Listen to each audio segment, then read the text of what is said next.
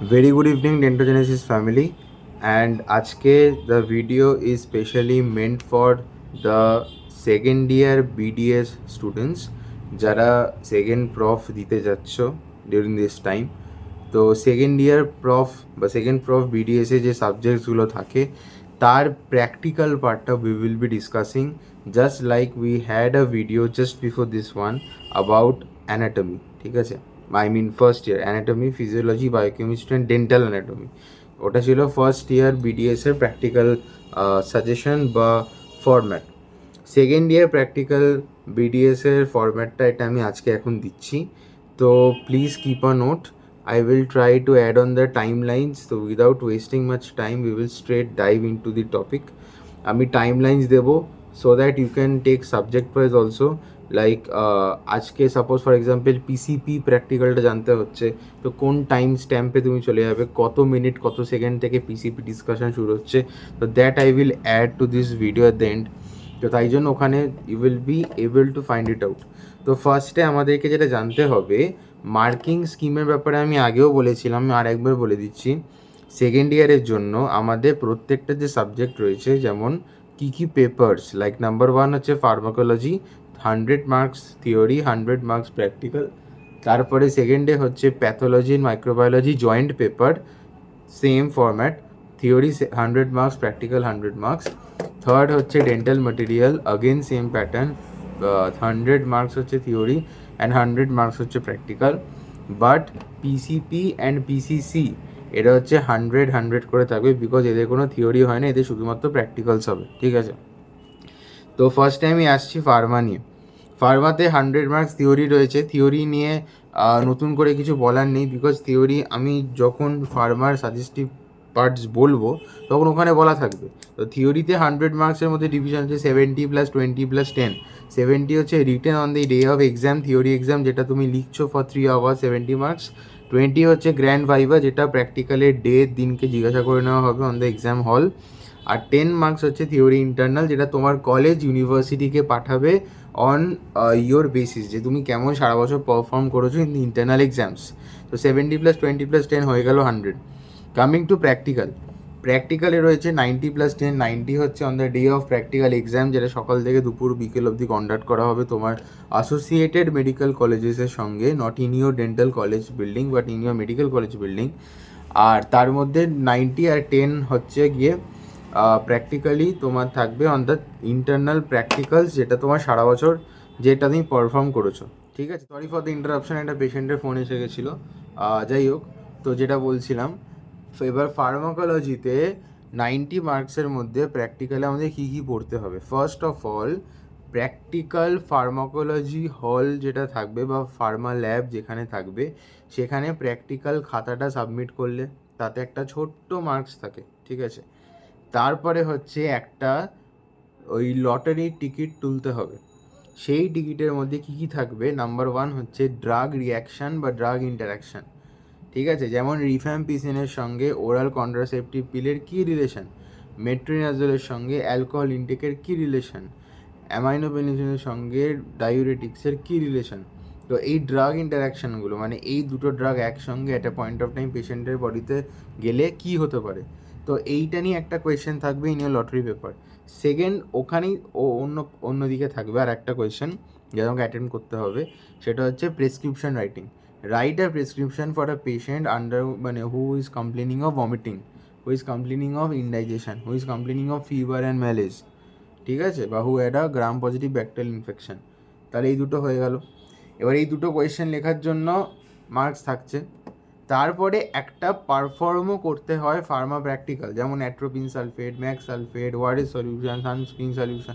তো এরকম টাইপের যে লাইভ পারফর্ম করতে হয়, যেটা সারা বছর প্র্যাকটিক্যাল তোরা করেছিস তার ওপর।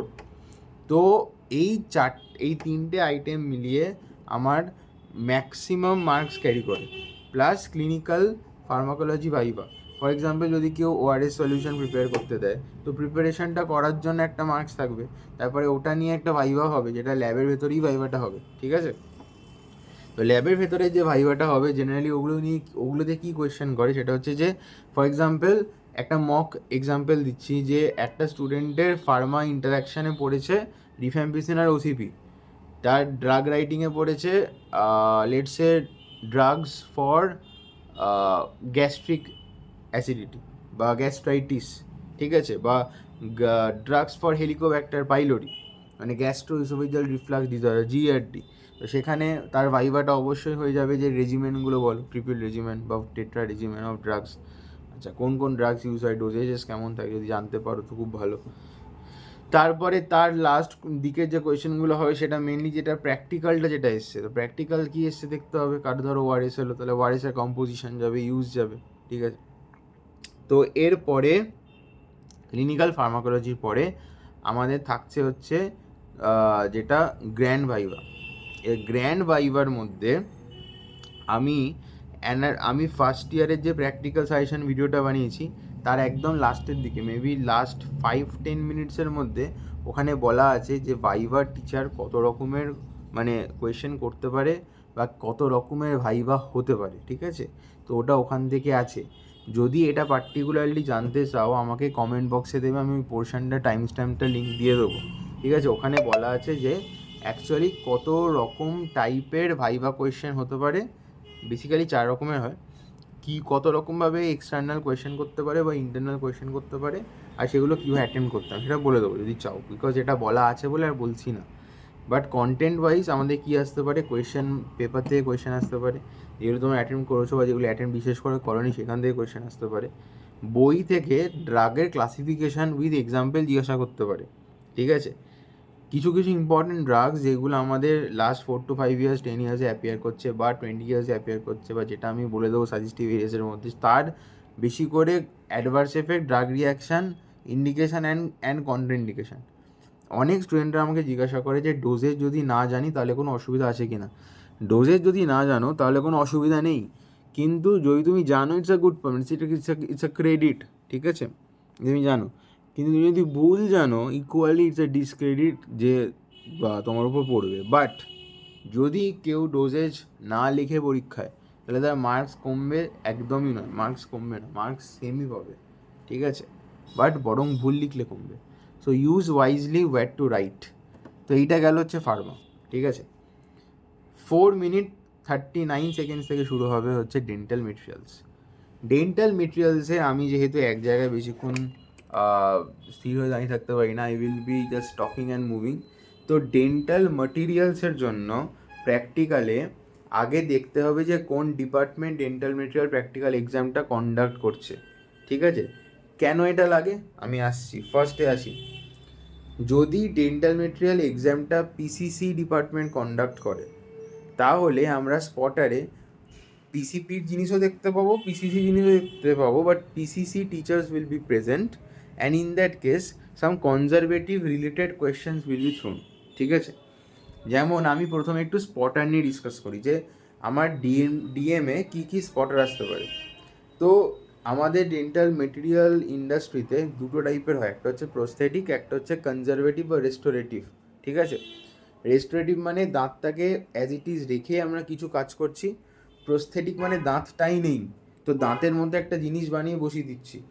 তো যদি প্রস্থেটিক হয় তাহলে সেখানে আমরা কী কী ম্যাটেরিয়াল ইউজ করেছি right from the first year, সেই জিনিসগুলো থেকেই কোয়েশ্চেন আসবে, ঠিক আছে। তো সেখানে আমাদের আসতে পারে প্রথমে ইমপ্রেশন কম্পাউন্ড, তারপরে আসতে পারে পিওপি টাইপ 1, তারপরে আসতে পারে ওয়্যাক্স যেটা আমাদের মডেলিং ওয়্যাক্স, তার সঙ্গে শেল্যাক ওয়্যাক্স যেটা বেস প্লেট হিসেবে কাজ করে, দুটো আলাদা ফাংশান আছে, কম্পোজিশনও আলাদা, অরিজিন অফ সোর্সও আলাদা, ঠিক আছে, মানে সোর্স অফ অরিজিনও আলাদা। তারপরে আমাদের আসতে পারে হচ্ছে কোল্ড কিওর অ্যাক্রাইলিক রেজিন আর heat cure acrylic resin difference. তারপরে আমাদের আসতে পারে হচ্ছে সেকেন্ডারি ইমপ্রেশন ম্যাটেরিয়াল বা জিঙ্ক অক্সাইড ইউজিনাল ম্যাটেরিয়াল, ঠিক আছে। তার সঙ্গে অবভিয়াসলি কে আসবে, টাইপ 3 ডেন্টাল স্টোন। এবার ডেন্টাল স্টোন মানে টাইপ 3, ডাই স্টোন মানে কিন্তু যেটা টাইপ 4।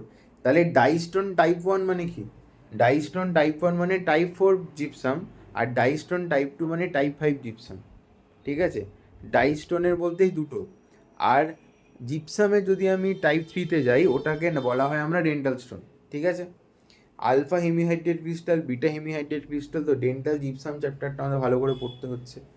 তারপরে আমাদের প্রস্থ দিক থেকে যেগুলো আসে tooth, acrylic tooth, composite tooth, এগুলো আসবে। তারপরে আসবে হচ্ছে ক্রাউনস অ্যান্ড ব্রিজেস, যদি তোমরা জানো। In that case metal crown, metal ceramic crown আর জার্কোনিয়া ক্রাউন, এই তিনটে আছে। ইমপ্লান্ট, সেরামিক, টাইটেনিয়াম মেটেরিয়ালগুলো জেনে রাখবে। নেক্সট যেটা অনেক স্টুডেন্টরা খুব প্রবলেম হয় সেটা হচ্ছে ইনভেস্টমেন্ট ম্যাটেরিয়াল আইডেন্টিফিকেশান। ওখানে জিপসাম বন্ডের ইনভেস্টমেন্ট ম্যাটেরিয়াল থাকে। এবারে ইনভেস্টমেন্ট ম্যাটেরিয়াল দেখ, এই যে আমি এতগুলো মেনশন করলাম, তো যেগুলো মেনশন করলাম এগুলো তোরা নিজে হাতে ইউজ করেছিস বলে তোরা হয়তো পেরেও যাবি, কিন্তু ইনভেস্টমেন্ট মেটেরিয়াল ইউজ আমরা কেউ করি না। Not even clinicians we use. Investment material ল্যাবওয়ালাও ইউজ করতে হয়, টেকনিশিয়ানের ওর ভেতরে থাকে ওখানে, ঠিক আছে। তো ইনভেস্টমেন্ট মেটেরিয়াল জেনারেলি একটা মোবিলের তেলের মতো কৌটো থাকবে, যার মধ্যে ইনভেস্টমেন্ট মেটেরিয়ালের লিকুইডটা থাকে। গায়ে লেখা আছে, ইনফ্যাক্ট আমাকে একটু গাটা মানে লেভেলটা পড়তে হবে, তাহলেই বুঝবে। নয় জার্মান ভাষায় লেখা থাকবে, মানে নয় তোমার ডাচ ভাষায় লেখা থাকবে, ঠিক আছে। মানে ওই আর কি হলো ওরকম, কারণ ওদের কোম্পানি অরিজিন ওখান থেকেই হয়, ঠিক আছে। এবার কনফিউশনটা কী করে হয়, একটা বাটির মধ্যে অ্যালজিনেট দেবে, একটা বাটির মধ্যে ডাইস্টোন দেবে, আর একটা বাটির মধ্যে জিপসাম দেবে, তিনটে অরেঞ্জিশ কালারে দেখতে। হাউ টু আইডেন্টিফাই, এইটা আমি বলে দিচ্ছি হাউ টু আইডেন্টিফাই। দেখ, যখনই কোনো ম্যাটেরিয়ালকে যদি টাচ করে বালির মতো ফিলিংস আসে, sand like feelings, resin type feelings আসে, ওটা জেনারেলি হয়ে যাবে আমার পলিমার।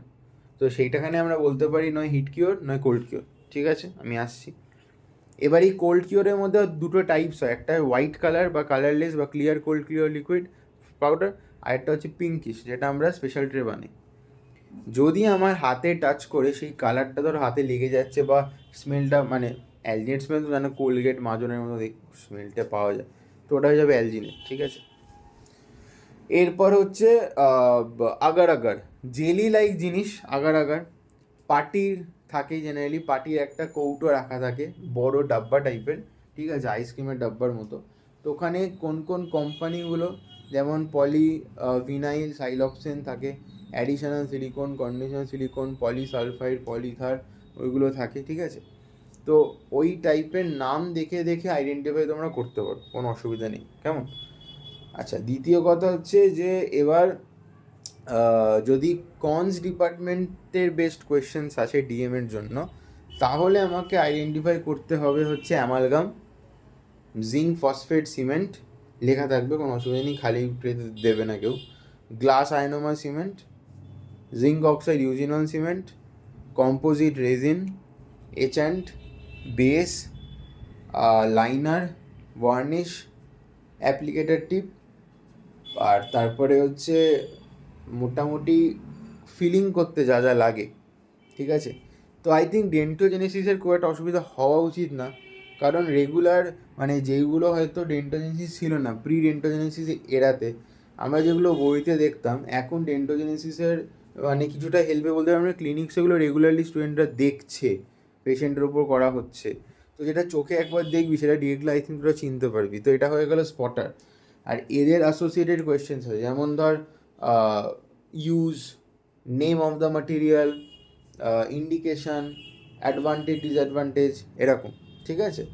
তো গোটা ডেন্টাল মেটেরিয়াল এক্সামটা এইভাবেই যাবে। আর গ্র্যান্ড ভাইভাতে আগেন সেমই থাকে, কোয়েশ্চেন পেপার ওয়াইজ আর নয়তো চ্যাপ্টার ওয়াইজ। চ্যাপ্টার ওয়াইজে আমার আসতে পারে যে তোর ইউজ, ফাংশন, সেটিং রিয়াকশান আর কন্ট্রা ইন্ডিকেশান, কোথায় ইউজ করা যাবে না, ঠিক আছে। এই হয়ে গেল ডিএমের জন্য। তারপরে আমাদের আসছে হচ্ছে প্যাথোলজি আর মাইক্রোবায়োলজি, ঠিক আছে। এবার প্যাথোলজি মাইক্রোবায়োলজির জন্য যেটা বেসিক্যালি হয়ে থাকে, ফার্স্টে আমি প্যাথোলজিটা আসি।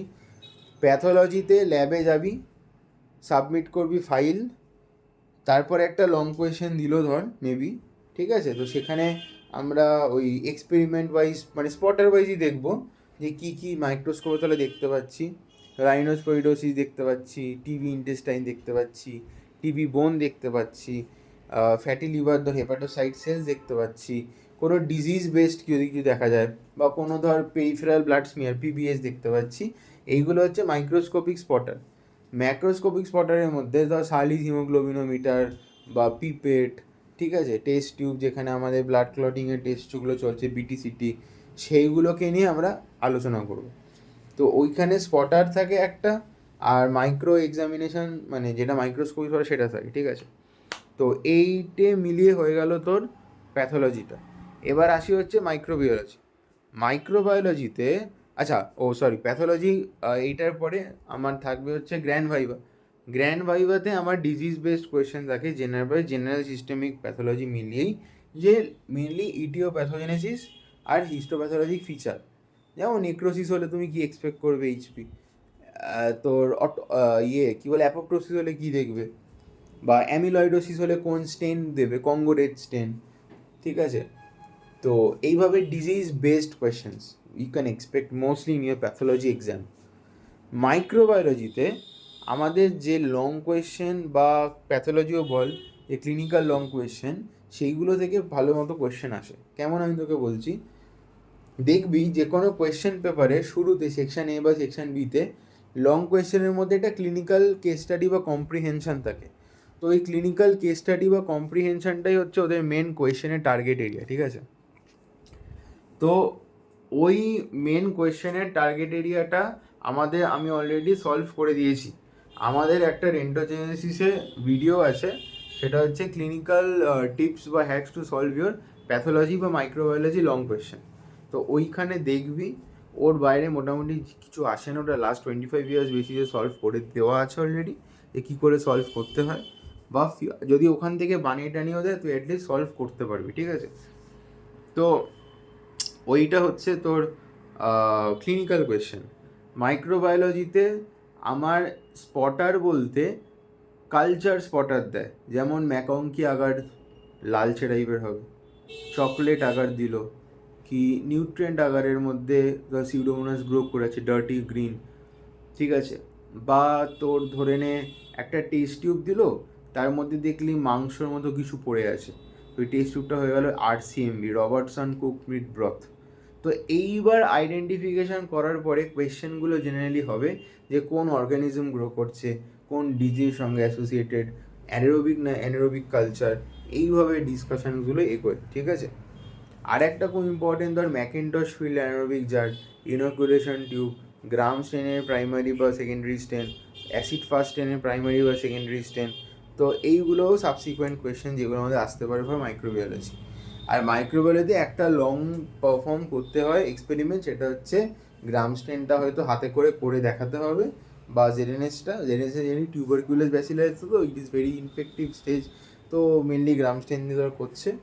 এটা হয়ে গেল মাইক্রোবায়োলজি। ঠিক আছে, তো এবার প্যাথো মাইক্রো একই দিনে পরীক্ষা হবে, ব্যাচটাকে 50-50 করে ভাগ করা হবে on the day of exam. তো প্রথম পার্টটা যাবে হচ্ছে তোর প্যাথোলজি ল্যাবে, ওরা এক্সাম ফিনিশ করবে, তারপর মাইক্রোবায়োলজিতে ডিরেক্টরে ঢুকবে। ঠিক আছে, আর তারপরে প্যাথো মাইক্রো হয়ে গেল আমাদের 15 মিনিট 7 সেকেন্ডসে। এবার 15 মিনিট 30 সেকেন্ড থেকে আমরা শুরু করছি। কি ফার্মা হলো, ডিএম হলো, প্যাথোমাইক্রো হলো, তাই তো? ফার্মা তো হয়ে গেল। তো আমরা এবার পিসিপি শুরু করি, প্রি ক্লিনিক্যাল প্রস্থোডন্টিক্স। এইখানে আমাদের একটা গল্প আছে, সারা বছরের যা লগবুক সেইটা আগে ভালো করে সুন্দর আপ টু ডেট রাখতে হবে, ল্যামিনেট করে নিয়ে যাবে, সাইন ফাইন হয়ে যাওয়া, স্ট্যাম্পিং অ্যান্ড ডান, ওটা প্রডিউস করলো, ওটা দেখলো। তারপরে পিসিপি যারা পরীক্ষা দেবে যেদিন, পুরো ব্যাচটাকে দুটো ভাগে ভাগ করা হবে। প্রথম ভাগটা আস্তে আস্তে ভাইভাটা মেটাবে, মানে গ্র্যান্ড ভাইভা, আর সেকেন্ড হাফটা ততক্ষণই টুথ সেটিং করতে বসে যাবে, প্লেন অ্যান্ড সিম্পল। ঠিক আছে, তো এবার টুথ সেটিং যারা করবে তাদেরকে 3 ঘন্টা সময় দিল, 28টা দাঁত বসাতে হবে, ইনস্ট্রাকশন ভালো করে শুনবে। এক্সাম সিডি বলে একটা জিনিস হয়, যেটা বাই দিস টাইম কলেজে আগে থেকে বানিয়ে তোমাদের জমা রাখা আছে, রোল নাম্বার ওয়াইজ পরীক্ষা ওইগুলো তোমাকে দেওয়া হবে, তুমি শুরু করবে। ঠিক আছে, পাসিং ক্রাইটেরিয়া ফর পিসিপি, যারা র্যাপিড ডিভিশনে রয়েছে, ছিল বা আছে অলরেডি সিলেবাস শেষের দিকে, তারা অলরেডি জানি যে কী কী passing criteria. But for generic benefit জনসাধারণের জন্য যারা অ্যাসোসিয়েটেড নয় উইথ ডেন্টোজেনেসিস স্টিল, তাদেরকেও বলে দিচ্ছি, বিকজ তোরাও আমার খুব ডিয়ারেস্ট জুনিয়র্স, আমি জানি, তাদের জন্য সবার জন্যই বলছি যে পাসিং ক্রাইটেরিয়া হচ্ছে কত সুন্দর আর্টিস্টিক ওয়ে তুমি দাঁত বসাতে পারছো, doesn't make any sense. Most important হচ্ছে ইনসাইজাল পিন। ঠিক আছে, ইনসাইজাল পিন আর অক্লুশন টেবিল, যেটা incisal point table, it should touch. Incisal pin মিডলে যাবে দুটো দাঁতের মাঝে, ঠিক আছে, দুটো। থার্ড ফ্যাক্টর হচ্ছে articulator should close in centric occlusion, এমন না যে তুমি গাইড ধরে চেপে বন্ধ করছো। ফোর্থ হচ্ছে দাঁতের জায়গায় দাঁত বসাবে, মানে আপারের দাঁত লোয়ারে বসালে সাপ্লি, লোয়ারের দাঁত আপারে বসালে সাপ্লি, রাইটের দাঁত লেফটে বসালে সাপ্লি। এবার দেখ এইগুলো খুব ইজি, এগুলো টুথ কার্ডের মধ্যেই বসানো থাকে, খালি তোকে ওইভাবে করে করে বসাতে হবে। নেক্সট হচ্ছে অন রিচ প্লেসমেন্ট করতে হবে, নিউট্রাল জোনকে মাথায় রেখে কাজ করতে হবে, রেসপেক্টিং দ্য পজিশন। তোর এবার হচ্ছে কার্ভ অফ স্পিন, অ্যাকচুয়ালি যেটা মেনটেন করতে হবে। এবার টুথ সেটিং প্যাটার্ন, মানে কোন প্যাটার্নে দাঁতকে বসাবে, কোনটা আগে বসাবে কোনটা পরে বসাবে, সেটা যদি পার্টিকুলারলি ডাউট থাকে আমাকে কমেন্ট কর, আমি ইমিডিয়েটলি বলে দেবো, ঠিক আছে? কারণ ওটা নিয়ে ভিডিওটা বেশি লংগেট হয়ে গেলে পরের সাবজেক্টটুকু আমি যেতে পারবো না, ঠিক আছে? তো এটা মাথায় রেখে বলছি। আর তারপরে হচ্ছে যে তোর এই দিকটা হয়ে গেল, সাবমিট করে দিলি, তারপর গ্র্যান্ড ভাইভাতে ঢুকে যাবি। গ্র্যান্ড ভাইভাতে ঢুকে যাওয়ার পর তোর কিন্তু ভালো রকম স্পটার আছে।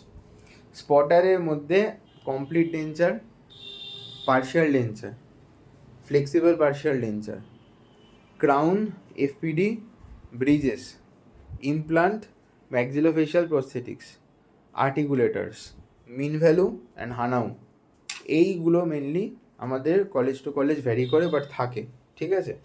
তো এইগুলো থেকে কোয়েশ্চেন আসার সম্ভাবনা রয়েছে। কাস্ট ফার্স্ট থাকবে, ধর তোকে একটা কাস্ট দিয়ে বললো যে এটা কোন কেনেডি ক্লাসিফিকেশন আরপিডি বলো, তো তুই বললি, তো এরম টাইপের কোয়েশ্চেন হয়। বা তোকে বললো এখানে ম্যাক্সিলারি মেজর কানেক্টারটা কোন ম্যাক্সিলারি মেজর কানেক্টার তুমি দেবে, তো এরম টাইপের কোয়েশ্চেন ফলো হয়, ঠিক আছে? তো এটা রিলেটেড কোয়েশ্চেন্স হবে চ্যাপ্টার ওয়াইজ, কারণ এখানে তো কোনো কোয়েশ্চেন পেপার বলে কিছু নেই। And that finishes your PCP exam. 19 minute 30 seconds. এখানে আমরা শুরু করছি হচ্ছে পিসিসি। পিসিসিতে আবার সারা বছরের লগবুক প্লাস সারা বছরের প্র্যাকটিক্যাল যে বড় খাতাটা সেটা লাগবে, তার সঙ্গে ফ্রেশ পরিষ্কার টাইপোডন লাগবে, যেখানে দাঁত সব ভালো ভালো বসানো আছে। দাঁতের নাম্বারটা on the day of exam ভালো করে শুনবি, ক্লাস 1 না ক্লাস 2 না ক্লাস কত সেটা শুনবি। নর্মাল কনভেনশনাল প্রিপারেশান না কনজারভেটিভ প্রিপারেশান ভালো করে কানে শুনবি, কানটা খোলা রাখিস, বারবার বলছি কানটা কিন্তু খোলা রাখিস। কনজারভেটিভ প্রিপারেশান আলাদা হয়, কনভেনশনাল প্রিপারেশান আলাদা হয়, ক্লাস 1 ক্লাস 2 এর জন্য, সেটা আমাদের বুঝতে হবে, ঠিক আছে?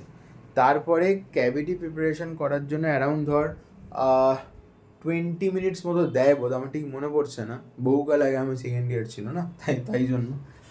তো ওইটার পরে আমাদের বেস অ্যাপ্লিকেশান, আচ্ছা ওইটার পরে হয়ে গেলে ম্যাম এসে দেখবে, ক্যাভিটি দেখবে, ফাঁকা শুকনো ক্যাভিটিটা দেখবে, তার বেসিসে একটা মার্কস দেবে। কনভিনিয়েন্স ফর্ম, তোর রেজিস্ট্যান্স ফর্ম, রিটেনশন ফর্ম, বুঝতেই পারছি এগুলো থেকে মেনলি কোয়েশ্চেন আসবে। ডিফাইন ক্লাস ক্যাভিটি মানে মডিফিকেশানের নাম কি, ক্লাসিফিকেশান, জিবি ব্ল্যাক ক্লাসিফিকেশান, ঠিক আছে? তারপরে বেস লাগানোর জন্য আরও 5-7 মিনিট দিল, ধর 10 মিনিট অ্যাভারেজ। বেসটা ভালো করে লাগাবি, ওয়ালস যেন বেস না লাগে, ঠিক আছে?